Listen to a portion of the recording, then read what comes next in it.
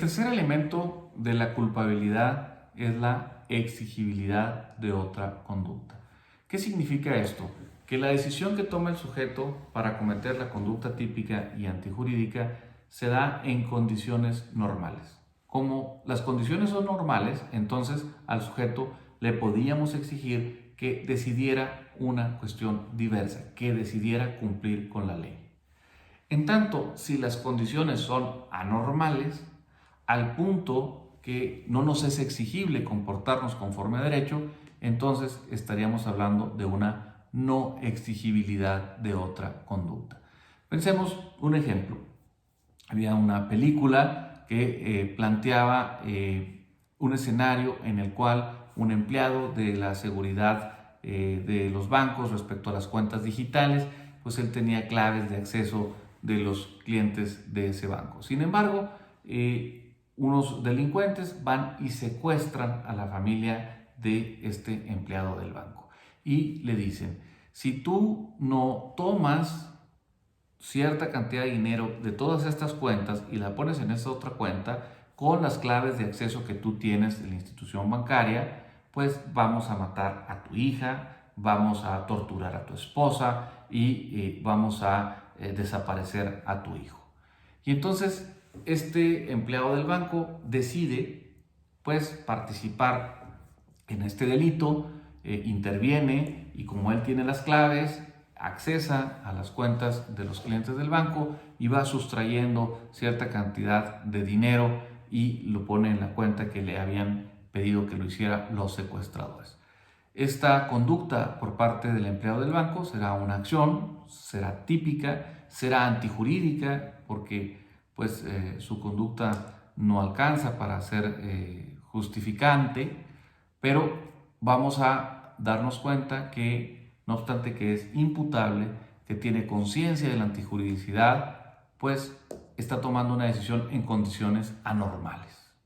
Y entonces podremos tener algunos elementos para que, ya hemos señalado también que el derecho penal no son matemáticas y aquí hay criterios que pueden no ser exactamente iguales. Habrá algunos que puedan pensar que sí es culpable, pero con una reprochabilidad disminuida, sujeto a una penalidad mínima, o como en mi caso, que pudiéramos pensar que en ese caso particular no le es reprochable su decisión, porque había una anormalidad. No le podíamos exigir que él se arriesgara a que efectivamente pues dañaran a su familia con tal de no participar en ese robo.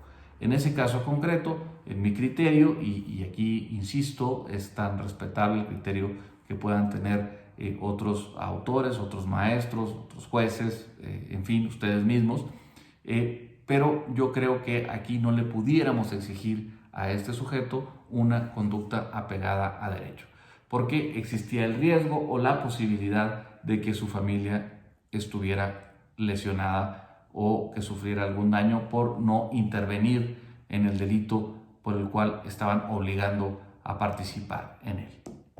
De tal forma que para que se actualice la culpabilidad se requiere necesariamente que tengamos imputabilidad, capacidad en abstracto de entender y querer jurídicamente válida, conciencia de la antijuridicidad, es decir, que entendamos que lo que estamos haciendo es incorrecto, está mal, y 3, que se pueda exigir otra conducta, una conducta apegada a derecho. En este caso, como causa excluyente de la culpabilidad, concretamente de la exigibilidad de otra conducta, vamos a encontrar el estado de necesidad disculpante. Es decir, cuando sacrificamos un bien jurídico por otro bien jurídico, pero tienen que ser del mismo valor. Ya hemos mencionado cuando revisamos la antijuridicidad que si el bien jurídico que sacrificamos es de menor entidad que el bien jurídico que salvamos, entonces estaríamos hablando de un estado de necesidad justificante. Pero en este caso, el bien jurídico que sacrificamos y el bien jurídico que salvamos son del mismo valor. Por lo tanto, estamos hablando de un estado de necesidad disculpante.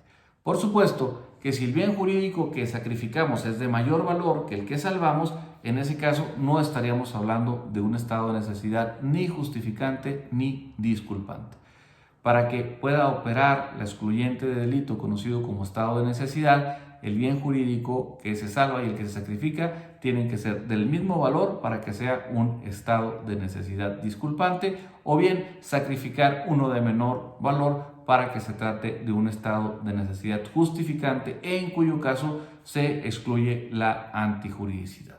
Y acá el ejemplo clásico de los libros de derecho penal lo encontramos en el caso de los dos náufragos, en los cuales pues la tabla en la cual pueden salvarse del naufragio no resiste el peso de los dos náufragos, y entonces uno de los náufragos golpea al otro, lo lesiona y le provoca la muerte ahogado con tal de salvar su vida. En ese caso estaríamos hablando de un estado de necesidad disculpante. Sacrificó un bien jurídico, vida, para salvar otro bien jurídico que es también la vida, la propia. Acá decía mi maestro en Derecho Penal, el doctor Álvaro Bunster, que cuando la ley excluye la responsabilidad penal por una causa de inculpabilidad, decía, la ley está enojada, no está contenta con excluirte la responsabilidad, pero no te puede exigir otro comportamiento distinto al que realizaste porque entiende la naturaleza humana. En tanto, cuando la ley te excluye la responsabilidad por una causa de justificación, la ley está contenta. La ley justifica porque el propio orden jurídico permite que haya realizado esa conducta típica que está justificada y por lo tanto no considera que se actualice ni siquiera el injusto penal. Pues bien, con estos elementos o con estos 3 videos que componen la culpabilidad, explicamos el tercer elemento del delito, que es la culpabilidad. Buenas tardes.